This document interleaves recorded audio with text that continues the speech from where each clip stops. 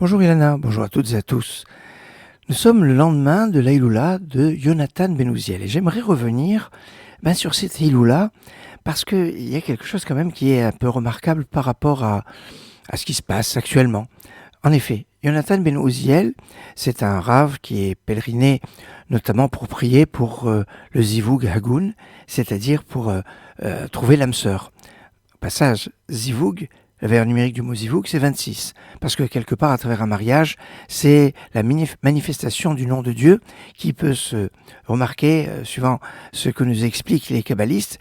Il va y avoir une unité du nom de Dieu quand il va y avoir un mariage. Mais il y a quelque chose qui est remarquable. C'est que Yonatan Ben Uziel est enterré à un endroit qui s'appelle Hamouka. Hamouka, ça veut dire c'est celle qui est profonde. Parce que, en fait, à la différence de beaucoup d'autres tzadikim, Yonatan Ben Uziel est enterré dans un endroit où c'est une vallée encaissée. Quand on arrive, on descend pour aller sur sa tombe. Alors que, bon, c'est pas systématique, mais enfin, si on prend un autre exemple de pèlerinage bien connu, Rabbi Shimon Bar Yochai, vous êtes obligé de monter, il est sur une montagne pratiquement. Rabbi Meir Ben Hanès, une petite montagne, mais enfin, il faut quand même monter quand on arrive par la la route qui traverse, qui nous amène à Tibériade. Eh bien, quand on monte sur la gauche, eh bien, il faut monter et la pente est ardue. Là, pour Yonatan Ben Uziel, c'est une grande descente. Descente parce que peut-être quand on nous dit qu'il faut prier pour avoir l'âme sœur, il faut savoir descendre de son piédestal, savoir peut-être descendre de ses exigences. C'est important. Prier et puis aussi agir en fonction. Comme disait notre maître, le grand rabbin Shouchna, Zichron Livracha, eh bien, il habitait lui au 3e étage et le Rav Naouri habitait au 1er étage. Il est descendu de 2 étages et il s'est marié avec la fille du Rav Naouri. Enfin, c'était pour la petite histoire.